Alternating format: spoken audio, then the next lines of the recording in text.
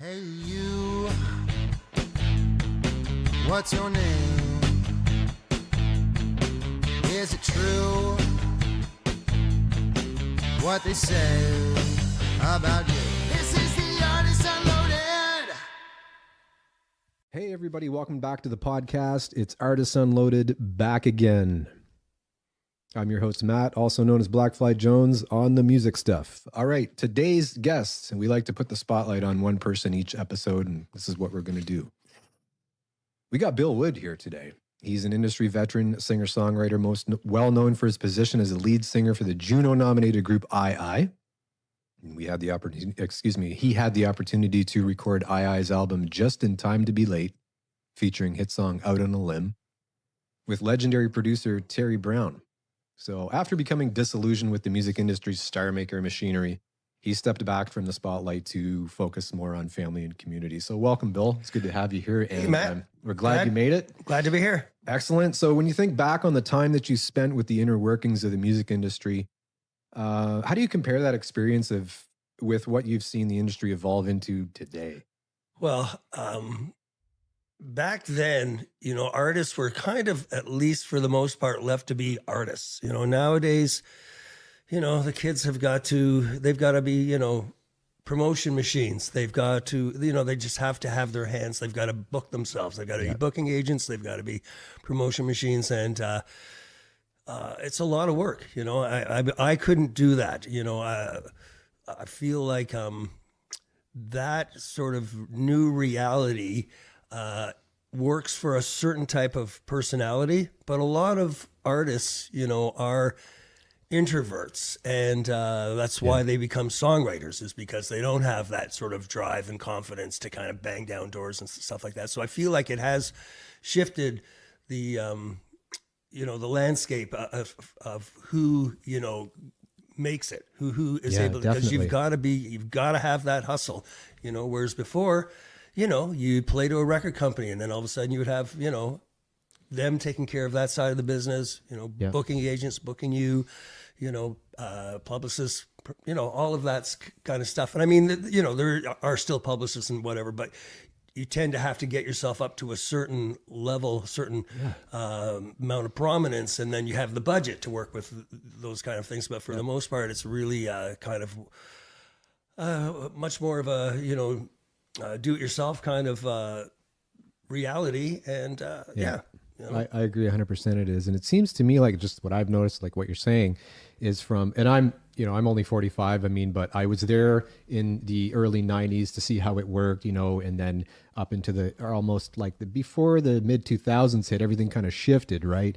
And all of a sudden, the record companies were kind of expecting more out of the artists and kind of do their own promo. And then boom, before you know it, there was distribution deals, and then, okay, now everybody can distribute, and now it's all up to you.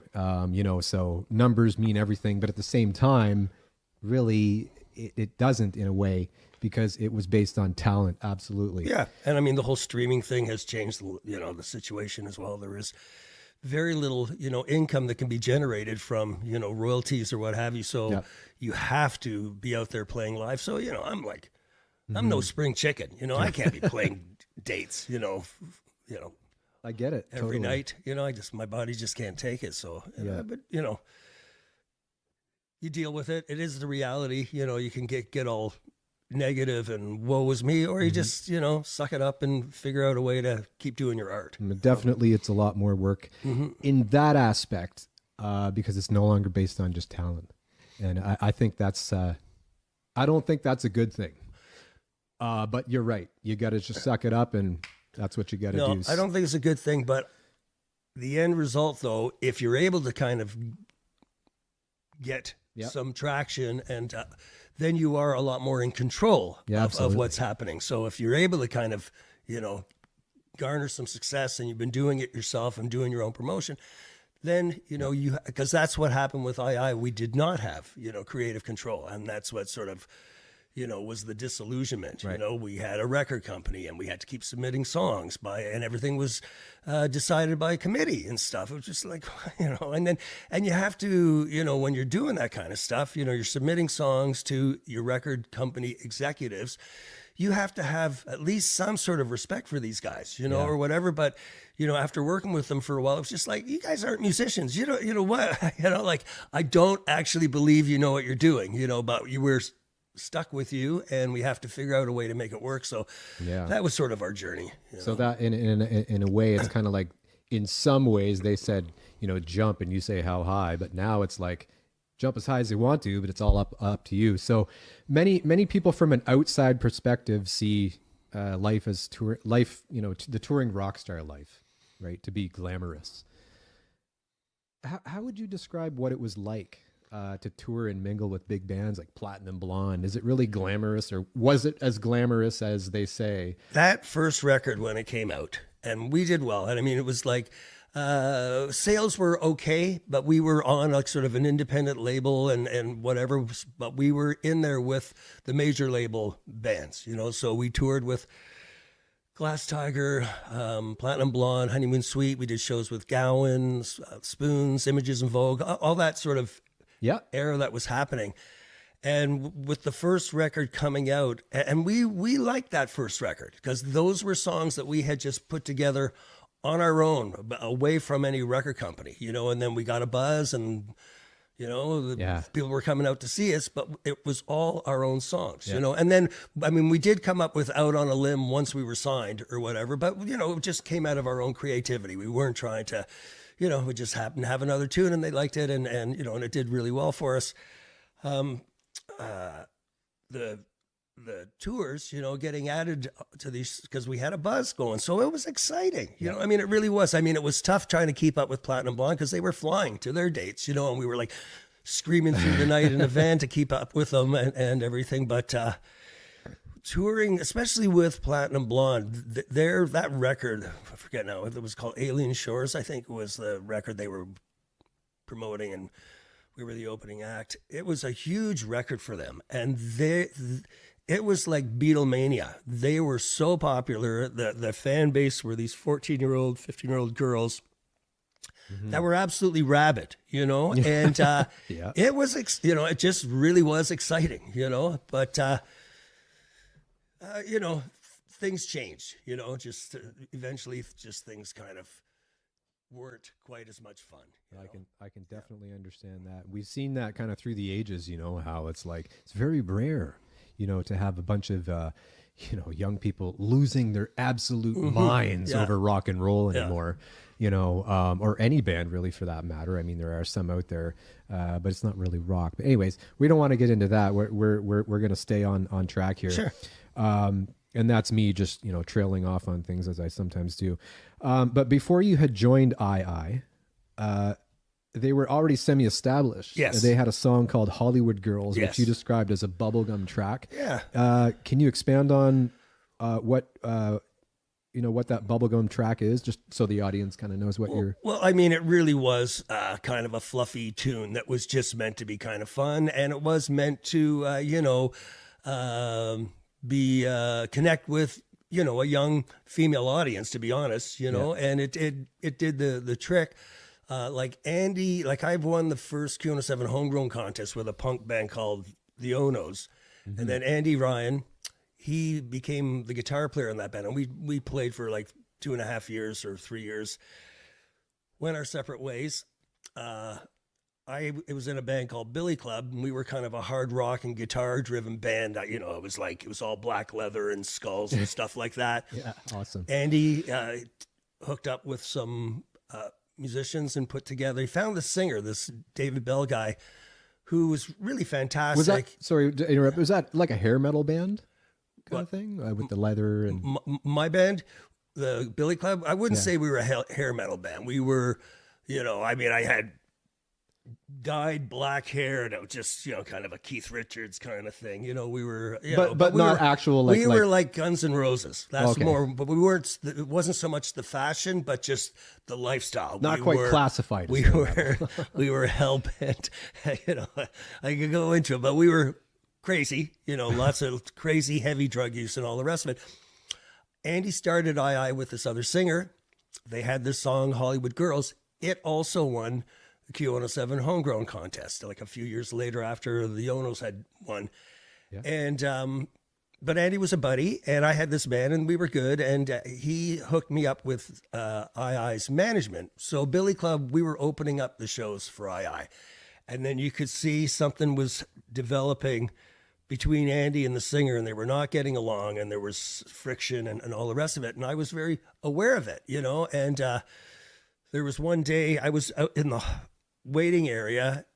I was with the management in the office, and they were doing a taping the next day for something or other. Anyway, there was all this arguing going on. I don't need to go into the details, but it was like, wow, this, like, for a band that's about to go on CFTO, doing a live or whatever, a live broadcast, blah, blah, blah, blah, blah. It sure doesn't sound like anybody's having fun. And that's usually when the tempers start to flare, right? When there's something big happening. Yeah. So when the door opened and they filed out, Andy leaned into me and he said, I got to talk to you. And I went, the answer's yes. You know, it's because I knew he wanted to change singers or whatever. So that's what happened. And I joined the band, and we had a great buzz, and we were literally just playing clubs. We had good management at the time that was finding opportunities for us. So we ended up opening up for BTO at Kingswood, which was Canada's Wonderland, but big theater, and we were unsigned rather. So the buzz was starting to happen.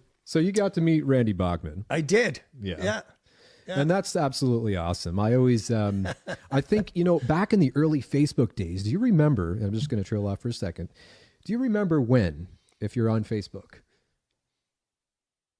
certain people would connect before everything became, okay, no, you have to have an artist page. You can't personally connect with, it was different. It was almost like there was some famous people in there that you could connect with. Anyway, I was friends for, I think, a week with Randy Bachman, and then he unfriended me. No, I'm serious. Like back when, before there was no fake profiles. It was really him. I knew based on some of the mutual friends that were in the list.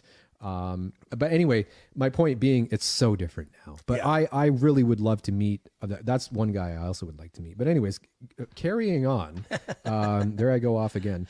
That's okay. That's what the show's all about. Something shiny. Here we go. That's Randy Bachman. That's it. And what was he like to? What was your first? What was it like to meet him? Was he in a good mood? You know what, so you have to understand, we were very much packaged kind of like Duran Duran at the time. So our visuals was like, shoulder pads, blazers, scarves, kind of like a Rod Stewart sort of fashion sense or whatever. Yeah, and, I totally get it. Yeah. And so we go out on the stage at Kingswood for a BTO audience, which was a sea of black trucker hats, black T-shirts, and we're like, we're gonna die, and but we didn't. Nobody was like super cheering for us, but it was more like the talking and just the sort of the dull roar was just kind of increasing because they just weren't interested in what we were doing, But we survived it, and Randy and CF Turner, they were really gracious, they were happy. I think, I can't remember what the year was, but they were enjoying, a resurgence or whatever, and they sounded fantastic, and they put on a great show, and they were both so it was good vibes really all welcoming. around. Yes, it was. It was a great night. That's awesome. I can only imagine what that was like. It's, in the days where there was a lot more seemingly less rushed, more pleasure in playing live, and just the general, I don't know why I'm trying to explain something I can't explain. So maybe we'll just touch on that again, or I'll just end it there.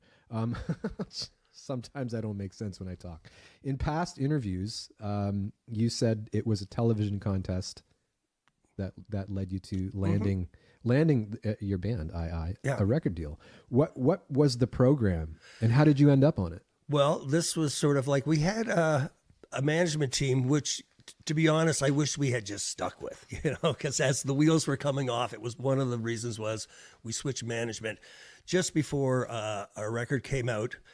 I forgive everybody. It's all water under the bridge, but these guys were, young and hungry. So somehow they were the ones that dug us up this gig at Kingswood, and they were always looking for opportunities. And I think they knew they had a winner with Aya, because it was just, things were just opening up. You know, you could just feel that there's a buzz here, and the band was really great. Like they were, you know, we had this keyboard player, David Shaw, who was just like jazz trained, so he was able to kind of add like a, you know, really nice texture to the sound. So even though it was pop, it wasn't just sucky pop. You know, there was some substance to it or whatever. Anyhow, so these guys, this management team, they heard about this CBC's Rock Wars and got us on it. And we just, like, we exploded. And it was like we won the first, I can't remember if it was I think maybe it was. Like, I think the first one was sort of Ontario,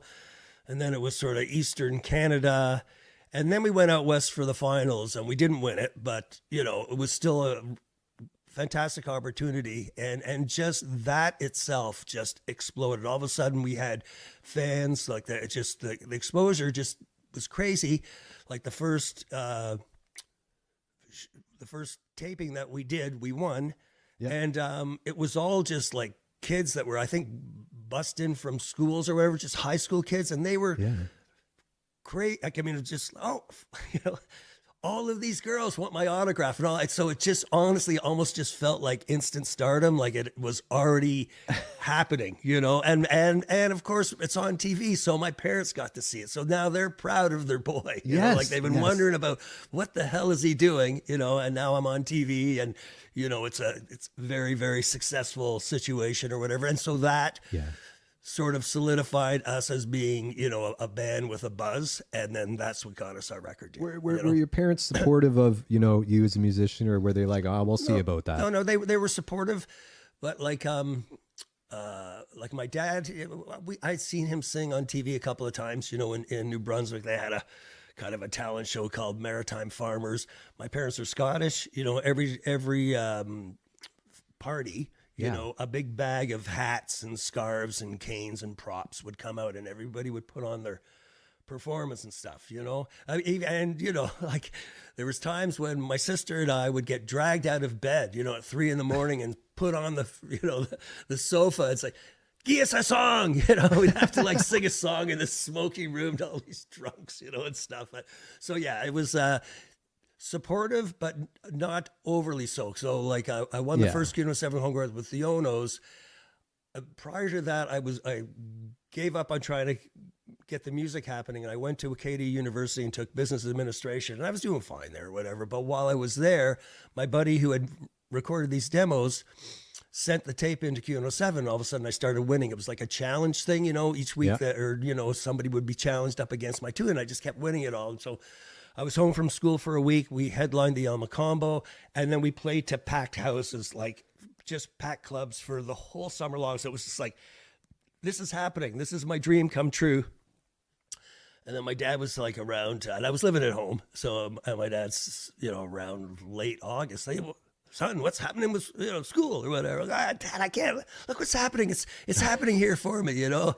And I went and played my gig, and drove up to the house Saturday night in the van with the roadies and everything. And there's all of my belongings on the driveway, right? He says, if you're not going to school, you're not living here. So I, you know, packed it all up and moved in with my girlfriend, who is now my wife. So, you know, things happen for a reason, but I think so too. So they were supportive, but you know, you know, my parents kind of the same. They're like, oh, that's nice, Matthew, you know, and they're like, oh, we like your song. But the thing is they never really, you know, they never really thought I would be able to ever, you know, make anything of myself. And I've had some wins, but no, I'm not famous, you know, but I've had some wins, and you know, they were supportive after that a little more.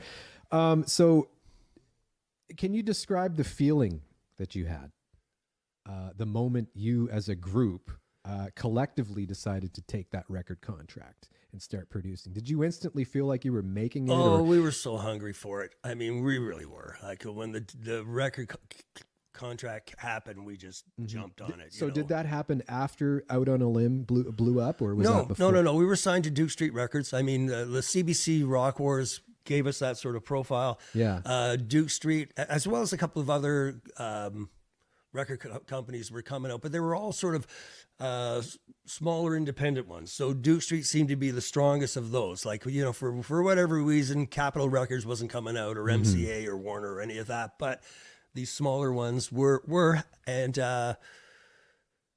we just, you know, we were hungry. Like, we had been doing it for a long time. We weren't in our 20s, you know, we were probably in our late 20s. So, you know, it's Yeah, like, you had a lot of shows we gotta under your go, belt. you know, we need to jump on this and For sure. and take it. So we were super happy to sign the deal. And, you know, and really the first year, like, I mean, they hooked us up with Terry Brown, like a, you know, phenomenal producer. You know, just lots of cool things were happening. So yeah, and that's where it was headed actually on my cue sheet here. You mentioned earlier you had the opportunity to work with him.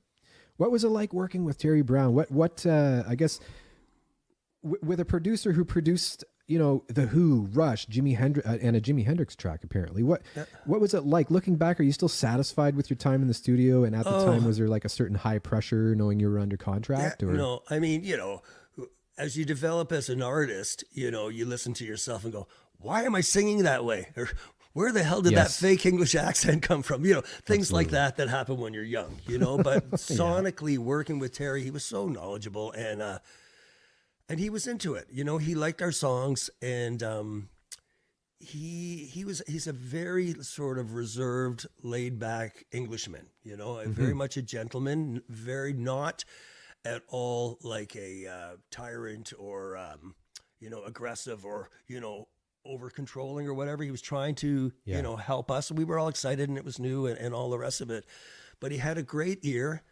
And he was there to support, not to take directive. Yeah. And it was so much fun. I mean, you know, if I ever run into Terry, which has happened a few times, it's just, you know, love. You know, Terry, That's it's so really great awesome. to see you. And, you know, hey, and he has, you know, continued through his career with that kind of reputation. And I think everybody that's ever worked with him has felt it was, you know, a rewarding experience. I one time had an experience like that. I can't name his name just in case, but he produced one of the either one of the songs or one of the full albums of the Crash Test Dummies, and he produced on one of my tracks back in the day, and I was blown away when he sent me back what he had done with my track. Yeah, I was blown away. Yeah, you know, so it's good to have a good producer. You know, like you were saying, is supportive, not trying to take control. That's always a good thing. So one thing you mentioned in the past is, I'm losing my, I'm going blind as I get older. You can see these are getting thicker and thicker. You're preaching to the choir. my glasses. So anyway, one thing you mentioned in the past when it came to the production of Just in Time to Be Late was your admiration of being able to create a cohesive album. How do you describe a cohesive album? Sorry, I'm losing my wording here. How would you describe a cohesive album, and why do you think albums are no longer a priority in the music industry today? Well, I think at this point, because I'm just releasing a full album, which, you know, creatively, like it's always nice to be able to, you don't have to hang all of your hopes on one song, you know, and you're able to, you know, look at, you know, 20 tunes or whatever, and then try to find the ones that feel like they complement each other and create sort of a journey. And that's, you know, that's art, you know, and it's rewarding. But I think this day and age, well, also just the way things are more single oriented, but you know, I'm not really so much part of the industry anymore. I'm just kind of in the wilderness doing what I'm doing. But to be honest, you know, doing a full album is like, it's a luxury now. I mean, it's just so much money. It's just like, it makes a lot more sense for an independent artist to do, you know, one song or two songs and, you know, singles. Then you have the budget for a video and whatever, you can sort of promote it. Like, I have really stretched myself, you know, financially trying to put out this record. I mean, I'm happy with it all or whatever, but wow. You think at the same time, maybe not necessarily the death of physical media, because I mean, you can press records and put them out and do albums, but the popular, you know, for so many years now, singles, release strategy. Do you think that has something to do with it too? Because personally, I think the death of it should never have happened, as far as I'm concerned. The death of I mean, you know, you can't help it. It's just this day and age, right?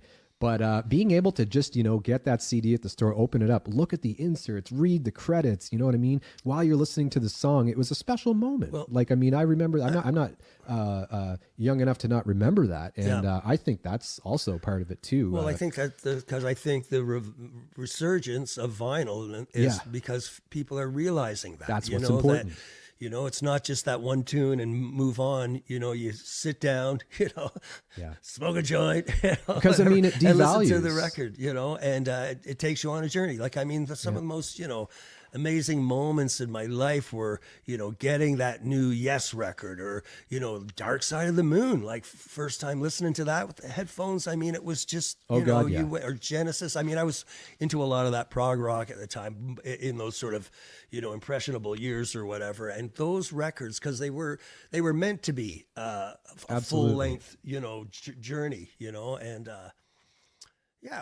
I mean, this record that I'm doing now, I wouldn't say it's like that. You know, it is just a sort of a collection of tunes, you know, but it's been, you know, I'm happy to, like, maybe this is the last one. So I'm happy to do it on and put out a full record and put it on vinyl. I've been playing with my bandmates for, you know, closing in on 20 years. And I kind of just wanted to do this for all of us. Just like, let's have a full record together, you know? Glad that you're doing an album because the single thing, I mean, everybody's just tired of it. I think albums should come back, or they should find some sort of digital way to kind of do this again, because the single thing is just like, okay, another single, a single. Yeah. It's like, oh, come on. Yeah, it seems to already kind of breathe like disposable somehow when it's the single, whereas somehow, but you know, and for you know, a good single can have a lot of life too. You know, one good song can change somebody's career. So, you know, but we, you know, as musicians, we work so hard, right?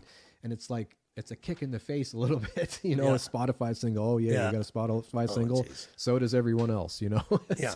so I'm glad you're doing this album. That's it's special, and it's got worth, and that's important as hell to me.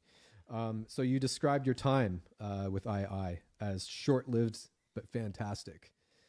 What are some of your fondest memories that you have, or maybe one or two of them, with the group, and what was the defining moment that led you to step away? Okay. There were like some wonderful moments. One was when we were on tour with Platinum Blonde. We both we were doing the East Coast, and then we were swinging back through Quebec, and there was I think it was like a 3-day festival at Jarry Park.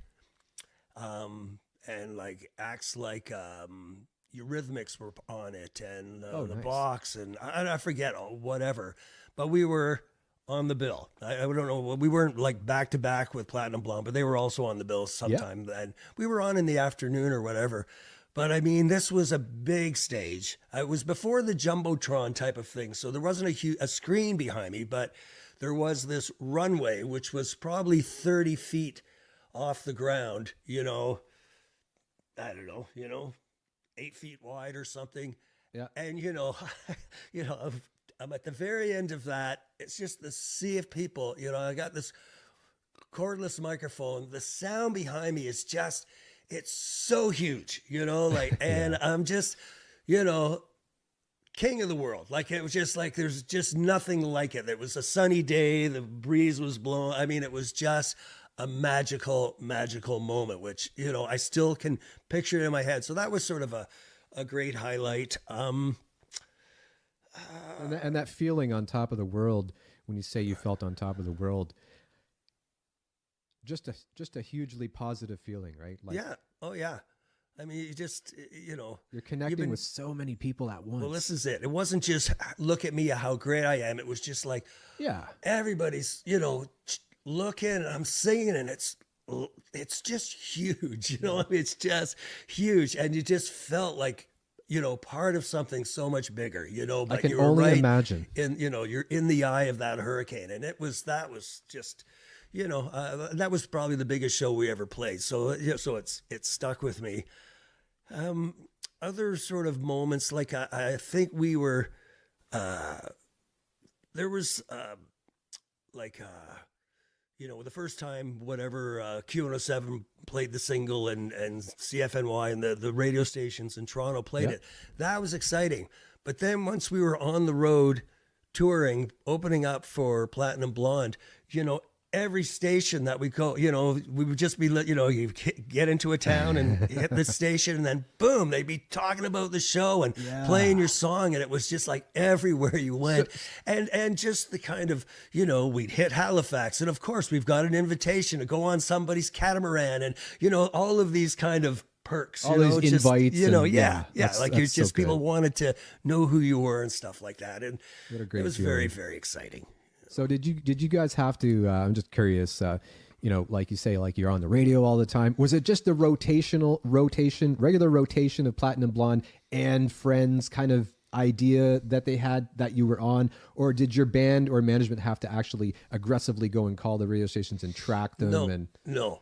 This was the beauty of it. It was just sort of an organic momentum that Very, happened very with beautiful. the song on its own. You know, we didn't have a big machine behind us. You know, I could go into all the details of the you know, the industry stuff. You know, Duke Street Records was actually just like put together by Mantis Sound, which was a recording studio. Like there were these new grants that came aboard. Like there was the Factor grant and there was the Serpa grant. And so if you put together a record company, you could siphon all of this budget money like you just Yeah. could. So once we sort of realized what was going on, it was a little disillusioning, but But you didn't have to do any of that stuff at the time because, like you said, it was just kind of organic. yeah. So it's just yeah. You know, it was really fun. Awesome. So you're currently working now with your group, Bill Wood and the Woodies. Yeah. With your most recent YouTube upload being "Dance with Me All Night." Yeah. It's got a Latin feel to it. Would you say? It does. I was actually inspired. I went and saw a songwriter named Fred Eaglesmith. He played Kingston a year or so ago. He was also just back in the county recently, and I'm a fan of his stuff. And he does these sort of Latin kind of tunes. Anyway, the show was fantastic. I came home and I was just kind of wired, and the next thing I know, I just got the guitar out and the song just sort of wrote itself really quickly. Yeah. I have a regular residency at a place in Toronto called the Transact. So was there and I said, oh yeah, I saw Fred Eaglesmith, blah, blah, blah, blah. You know, I came home, wrote this tune, you know, and then I played it and the audience was going, wow, you know, that sounds more like the Mavericks. I'm going, well, yeah, you know, it's all in that same ballpark. So when we were recording the track, I just said, let's just go all Mavericks. And so we brought in trumpets and a Hammond B3. I mean, I'm a big, like I grew up on the Beatles. So recording to me is different than live. Like live, you just figure out how to do it. If you, if you only absolutely, got yeah. 4-piece, you just make it happen. But, you know, when you're recording, you have the luxury of fleshing things out. And if you want to use some, you know, arrangements and things like that. So that's what I did with that too. And I brought in some horns and And when you can do that, did you find that sometimes in the studio, like when you can do that, because you can't do it live, it actually becomes a reference point that you can then do live, and it betters the live. I never worry about it. You know, we do it. And in the studio, I always just bring in, I've had trombones, I've had this, I've had that, whatever. If I hear a sound, you know, that just helps me kind of make that tune, you know, have the vision that I want Yeah, for it. I do exactly. that. But then live, it's like, well, we don't need to hire it. We'll just play, Yeah, it just doesn't figure have to out be something exact. on the guitar, you know, because I Yeah. mean, music is energy, you know, it's not a science. It's like you know, it's magic, you know, it really 100%. is. And if everybody's sort of on the same page, it doesn't really, you know, you can, you know, whatever the lineup is, you can make it happen, you know, just. I agree 100%. I wanted to say one of the other producers of the show and also the other host of the show, Mick Phillips. He's not here with us this evening, but he says that that is a great. This Dance with Me All Night. It's got the Latin feel. He says, and he says that it's a great fit for the raspy vocal that you put on top. So these are the questions that he's prepared for us here tonight. So Great. when can we expect? What can we expect? Pardon me, from Bill Wood and the Woodies in the near future, and are there shows or where can we find music at? Well, you know, we're busy. Like I say, the record will go on line, you know, to all the streaming sites on May 18th. I now have boxes of vinyl in my living room and boxes of CDs.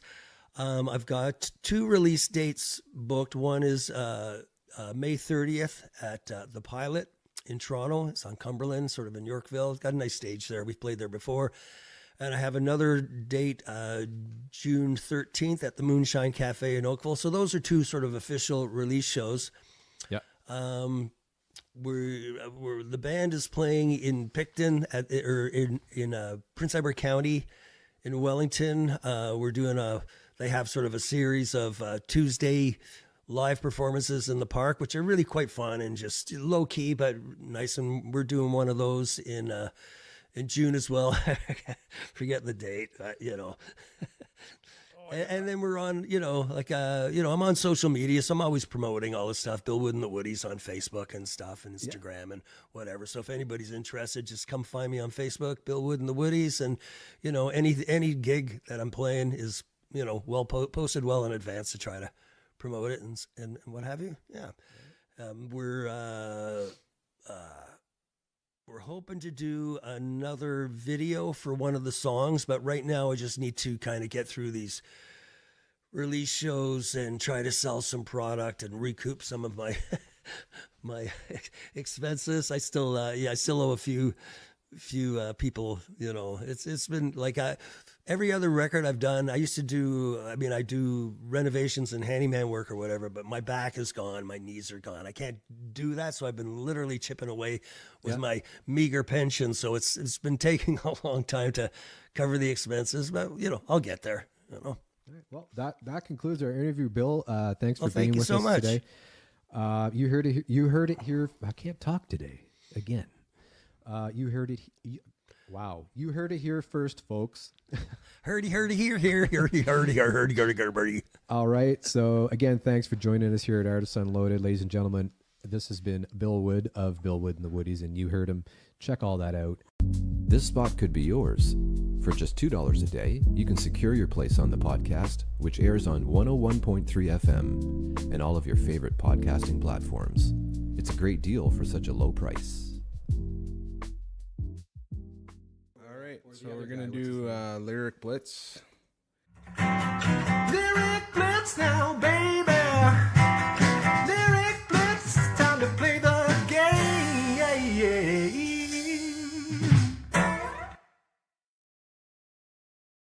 It's here's how it's played. So I will give a word to the contestants, which is Bill and Matt here.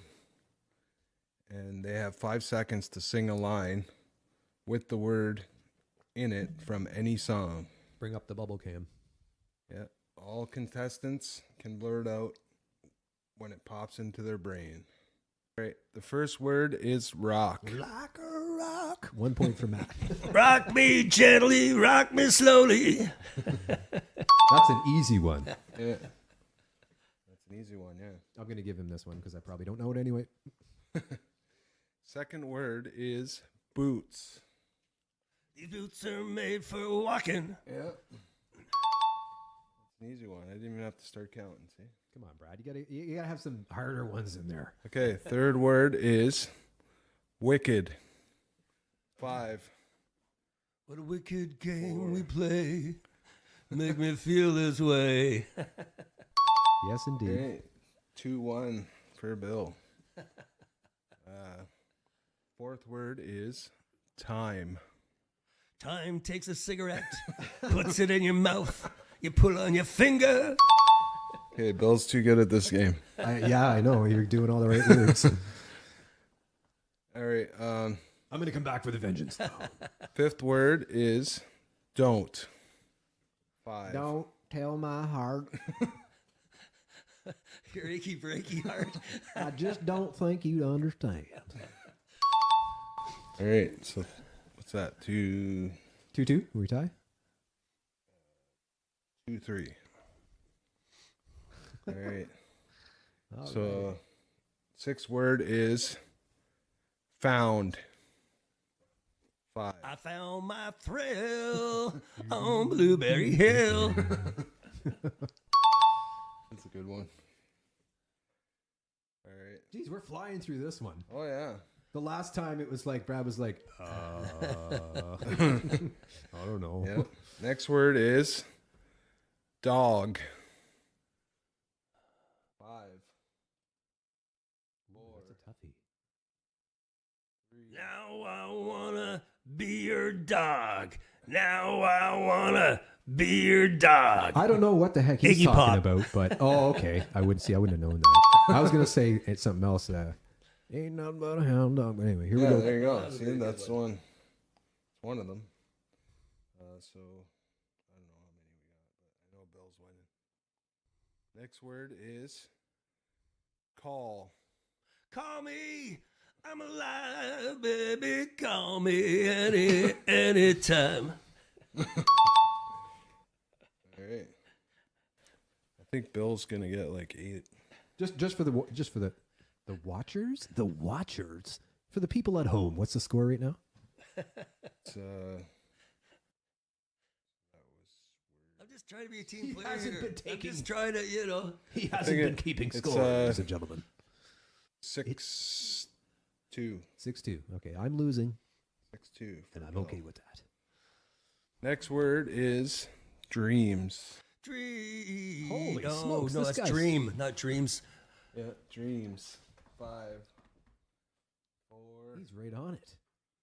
3. Ooh, in dreams. Roy Orbison. My brain was just forming the little strands, like on the video where it's going to say something and like the thought is forming when he blurted that out. I swear. He's quick. Next word is excited. I'm so excited and I just can't hide it. Again. Too slow. Bill's the pro. All Jeepers. right, and that concludes the game. Well, there we go. High fives, everybody. Good right, team so it sportsmanship. goes- Oh, no, he's not even going to talk to me now. He's all pissed off.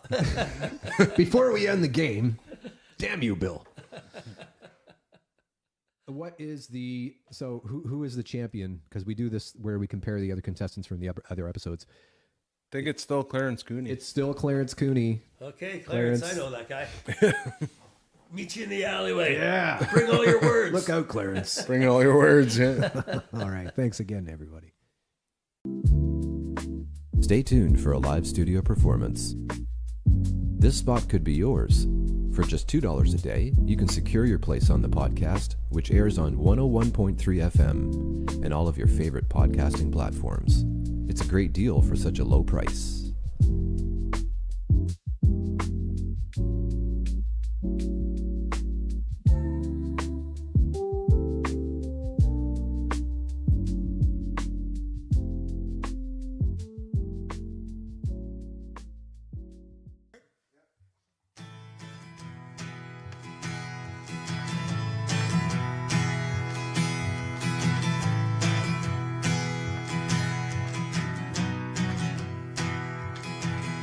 Sun comes up, same old way.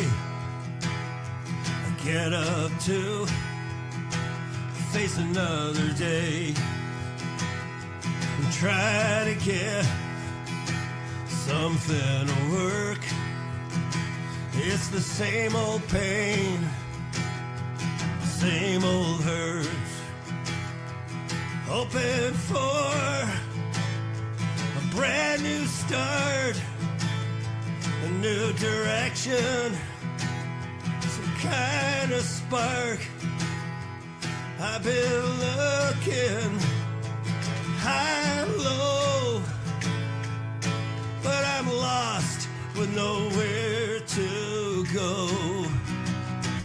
I've had dreams, great big plans, had the whole world here in my hand. I watched it all slip away. It's the same old hurt, day after day. Yeah!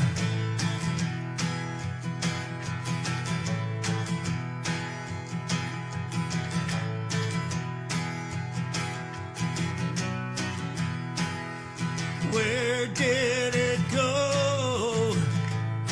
I've been trying to come up from this undertow. Somebody please help me get myself up off of my knees. please. Life goes on, leaving me behind. I'm all tied up with a troubled mind. I'm pushing hard for all I'm worth. It's the same old pain, same old hurt, broken and blue. Crying out is all that I can do, broken right through. I'm running out of chances, stumbling through. Yeah, I'm blue. The sun comes up, same old way.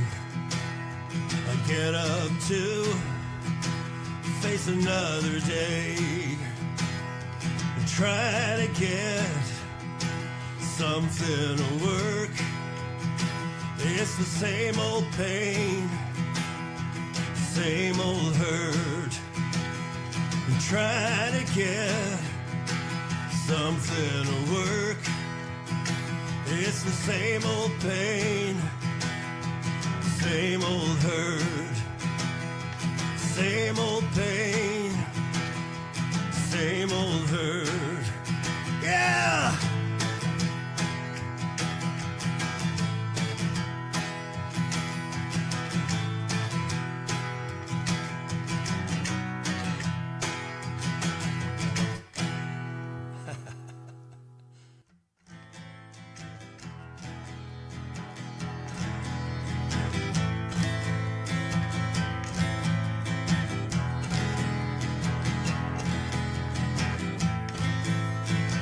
See you smiling from across the bar. I'm a lonely planet, you're a star. The universe has spoken, there you are. Come on, dance all night with me. I am here and it's for just one thing. I see it in your eyes, it's beckoning. The thought of touching you is so exciting. Dance all night with me. Hold me close, hold me tight, hold me, don't let go tonight. We'll keep it going till the morning light. Come on, let's dance. I can take you where you wanna go, but not too fast, let's just take it slow. We're gonna get there, don't you worry. Dance all night with me.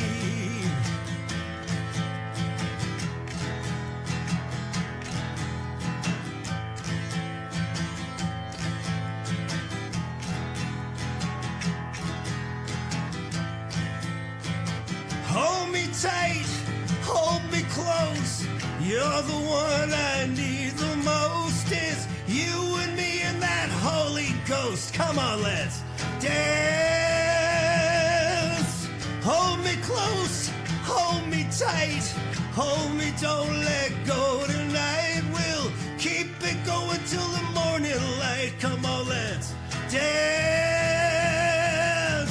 I see you smiling from across the bar. I'm a lonely planet, you're a star. The universe has spoken, there you are. Come on, dance all night with me. The universe has spoken, there you are. Come on, dance all night with me. Dance all night with me. Dance all night with me.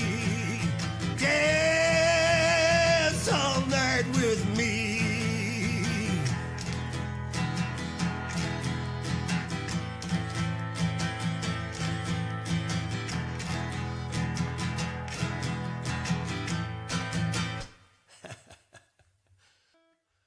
All right. This is my grumpy old man song.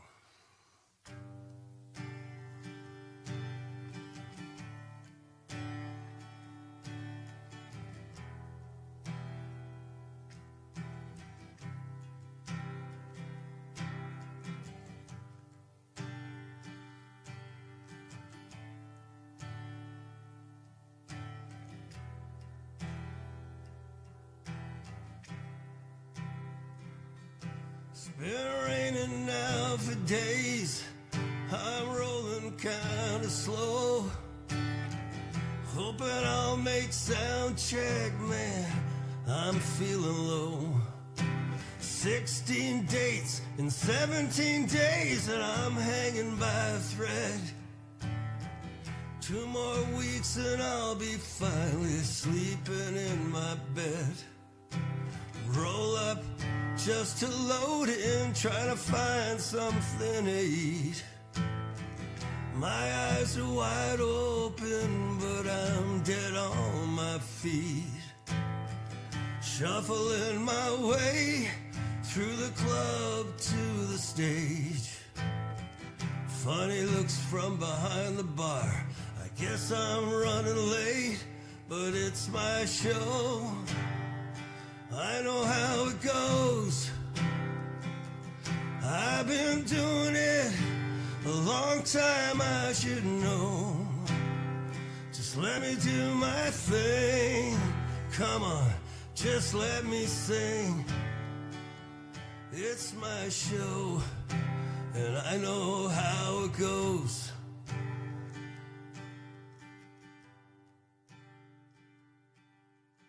Things are rolling along just fine. I'm playing all my brand new songs. Folks are being so polite, I know they want to sing along. I'm telling them all stories they've never heard before. Might be pushing my luck, trying to tell a couple more. But oh yeah, here it goes. There's one in every crowd. He's had a bit too much, and now he's getting loud. The young buck in the back of the club tonight, he's my best friend. Hey, I heard you the first time, and I'll play it before the end, but it's my show. I know how it goes.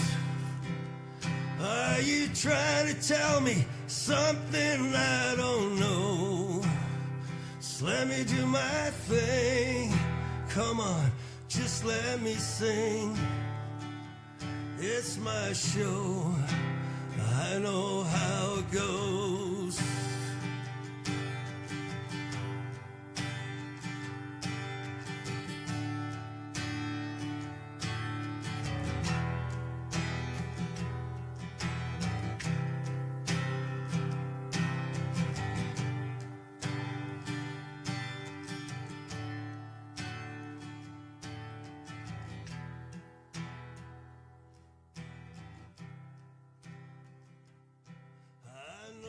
Sound ungrateful, maybe I am.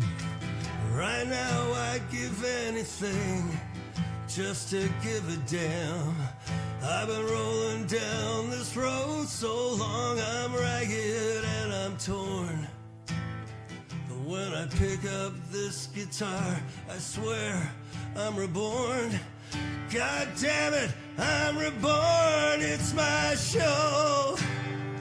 I know how it goes, and I'll be doing it till I can no more. Yeah, it's my thing. Come on, just let me sing. It's my show. I know how it goes.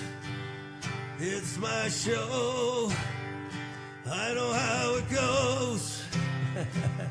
I'll be doing it till I can't no more. Just let me do my thing. Come on, just let me sing. It's my show. I know how it goes. It's my show, and I know how it goes.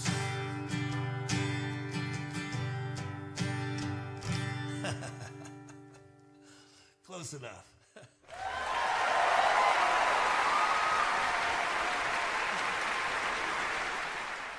All right. Give it up for Bill Wood.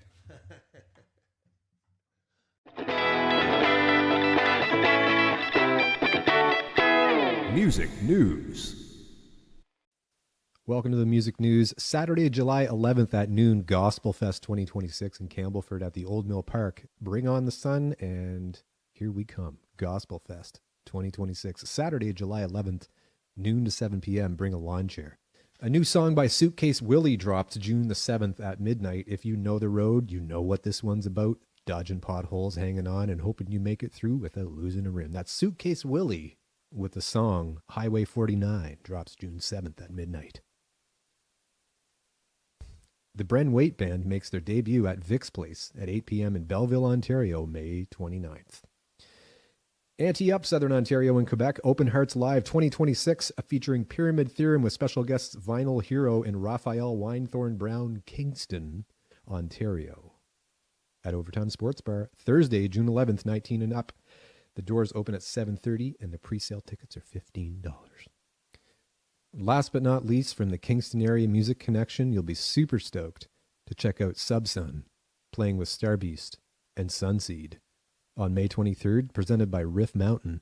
That'll be at Daft Brewing, that's D-A-F-T, Daft Brewing, Saturday, May 23rd, 7 p.m. till 11, a wild epic hangout where beats drop, vibes pop, and good times shine bright, they say. Get your tickets for only $17.31 at Eventbrite.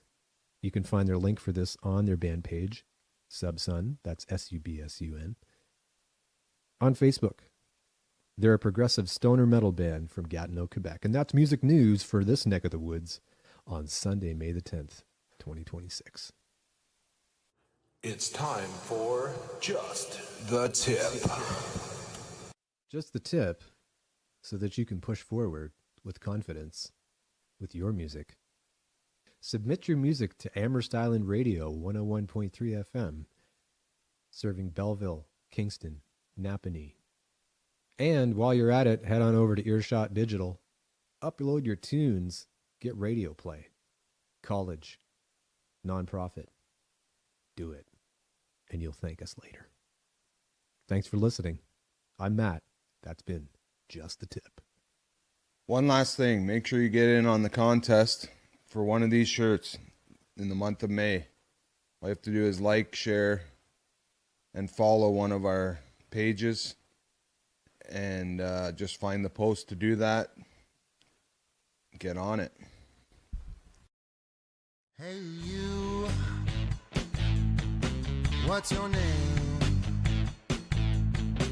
Is it true what they say about you?